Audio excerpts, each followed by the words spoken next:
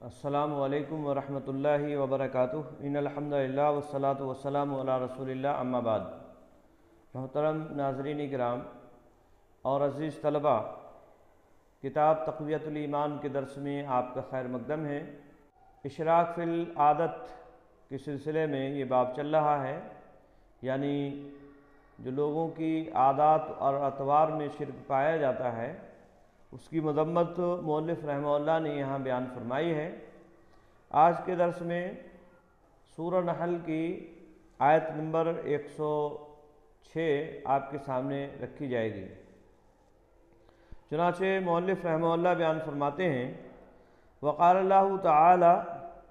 اعوذ باللہ من الشیطان الرجیم، بسم اللہ الرحمن الرحیم، وَلَا تَقُولُوا لِمَا تَصِفُ أَلْسِنَتُكُمُ الْكَذِبَ هَذَا حَلَالٌ وَهَذَا حَرَامٌ لِتَفْتَرُوا عَلَى اللَّهِ الْكَذِبَ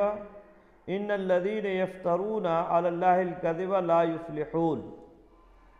سورہ نحل آیت نمبر 116۔ چنانچہ مؤلف رحمہ اللہ فرماتے ہیں ترجمہ کرتے ہوئے، اور کہا اللہ تعالیٰ نے، یعنی سورہ نحل میں، جھوٹ نہ کہو جس کو تمہاری زبانیں بیان کرتی ہیں کہ یہ حلال ہے اور یہ حرام ہے،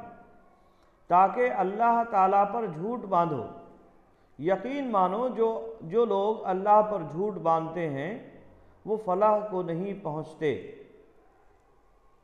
تو اس میں مؤلف رحمہ اللہ نے اس آیت کریمہ میں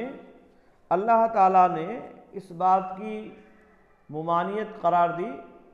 کہ کوئی بھی چیز اپنی جانب سے حلال بنا لی جائے یا حرام بنا لی جائے اور اس کو اللہ رب العالمین کی طرف منسوب کیا جائے، کیونکہ حلال بنانا یا حرام کرنا یہ اللہ رب العالمین کا اختیار ہے۔ حلال کرنا یا حرام کرنا یہ اللہ رب العالمین کا اختیار ہے۔ وہی جس چیز کو چاہتا ہے حلال کرتا ہے اور جس چیز کو چاہتا ہے حرام کر دیتا ہے اپنے بندوں کے لیے۔ اب اگر کوئی آدمی کسی چیز کو حلال یا حرام کرنے لگے تو یہ ایک طرح سے اللہ رب العالمین پر جھوٹ ہے، افترا ہے کہ اللہ رب العالمین نے اس چیز کو حلال نہیں کیا ہے، یہ حلال کر رہا ہے، یا حرام نہیں کیا ہے اللہ رب العالمین نے اور یہ اس کو حرام کر رہا ہے۔ تو اگر کوئی آدمی کسی چیز کو حلال کر رہا ہے، گویا کہ وہ اپنے آپ کو شارع ہونے کا دعویٰ کر رہا ہے، یعنی شریعت اس کی بنائی ہوئی ہے، اس بات کا دعوے دار ہے، اور یہ بہت بڑا جرم ہے، اور ایسے لوگ اللہ رب العالمین کے ہاں کامیاب نہیں ہوں گے، فلاح نہیں پا سکتے۔ فائدے کے تحت مؤلف فرماتے ہیں، یعنی اپنی طرف سے حلال و حرام مقرر نہ کرو، یہ اللہ تعالیٰ ہی کی شان ہے، اور اس طرح کہنے سے اللہ پر جھوٹ باندھنا ہے۔ یہ خیال کرنا کہ اگر فلاں کام اس طرح کیا جائے گا تو ٹھیک ہو جائے گا، ورنہ اس میں گڑبڑ ہو جائے گی، غلط ہے، کیونکہ اللہ تعالیٰ پر جھوٹ باندھ کر انسان کامیابی حاصل نہیں کر سکتا ہے۔ معلوم ہوا کہ یہ عقیدہ کہ محرم میں پان نہ کھایا جائے، لال کپڑے نہ پہنے جائیں، حضرت بی بی کی سحنک مرد نہ کھائیں، ان کی نیاز میں فلاں فلاں ترکاریوں کا ہونا ضروری ہے، مسی بھی ہو، حنا بھی ہو، اس کو لونڈی پہلے خاوند کی وفات یا طلاق کے بعد دوسرا نکاح کر لینے والی عورت، نیچ قوم اور بدکار نہ کھائیں، شاہ عبدالحق صاحب کا تحفہ حلوہ ہی ہے، اس کو احتیاط سے بناؤ، اور حقہ پینے والے کو نہ کھلاؤ، شاہ مدار کی نیاز مالیدہ ہی ہے، بو علی قلندر کی نیاز سوئیاں اور اصحاب کہف کی گوشت روٹی ہے، شادی کے موقع پر فلاں فلاں اور موت و غمی کے موقع پر فلاں فلاں رسموں کا انجام دینا ضروری ہے، شوہر کی موت کے بعد نہ شادی کرو، نہ شادی میں بیٹھو،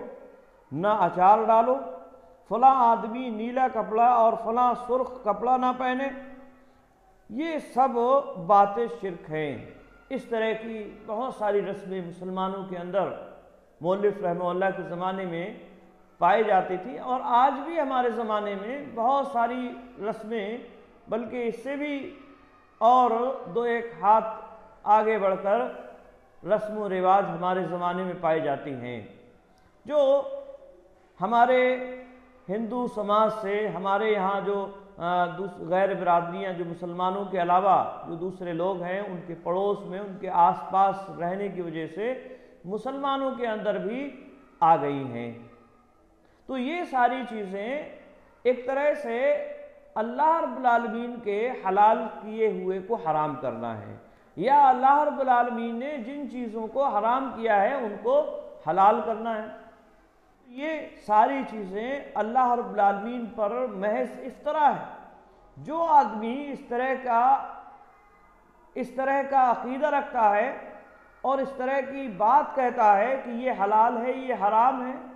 اور یہ رسم فلاں موقع پر ہوگی، یہ رسم فلاں موقع پر ہوگی، خوشی کے موقع پر یہ سارے کام ہوں گے، غمی کے موقع پر یہ کام ہوں گے، اور اس کے پاس قرآن سے، حدیث سے کوئی دلیل موجود نہیں ہے، تو یہ ساری باتیں گویا کہ اللہ رب العالمین کو شارع جو تصور کیا جانا چاہیے وہ ہم نے اس آدمی کو تصور کر لیا جس کے کہنے پر یہ ساری چیزیں ہم کر رہے ہیں، اور ظاہر سی بات ہے یہ شرک ہے، یہ ساری باتیں شرک ہیں۔ مؤلف کہتے ہیں مشرک اللہ کی شان میں اپنا دخل دیتے ہیں،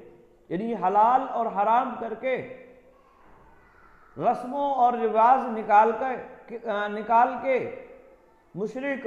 اللہ رب العالمین کی شریعت میں جو اس نے اپنے بندوں کے لیے بنائی ہے اس میں ایک طرح سے دخل دے رہے ہیں، اپنا دخل دیتے ہیں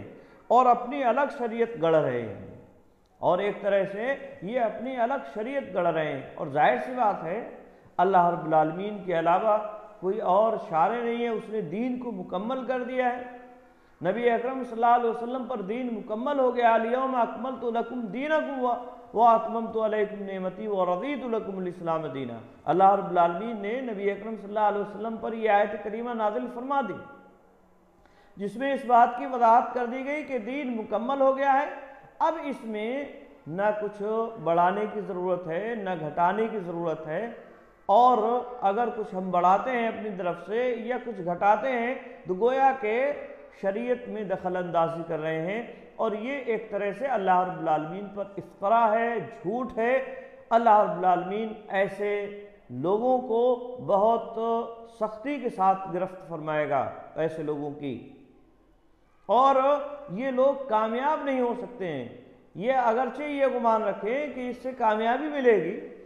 یہ چیزیں ہماری کامیابی کی ضمانت ہوں گی، لیکن حقیقت میں ایسے لوگ کامیاب نہیں ہو سکتے ہیں۔ اللہ رب العالمین فرماتا ہے کہ یہ لوگ کامیاب نہیں ہوں گے، لا یفلحون، یہ کامیاب نہیں ہوں گے، یہ اگرچہ سمجھتے رہیں کہ یہ کامیاب ہوں گے، آخرت میں اللہ رب العالمین کے یہاں انہیں سخت سزائیں دی جائیں گی۔ آئی بات میں؟ تو یہ آیت کریمہ بڑی اہم مؤلف نے یہاں بیان فرمائی، تو امید ہے بات سمجھ میں آ گئی ہوگی۔ آج کے لیے بس اتنا ہی۔ السلام علیکم ورحمۃ اللہ وبرکاتہ۔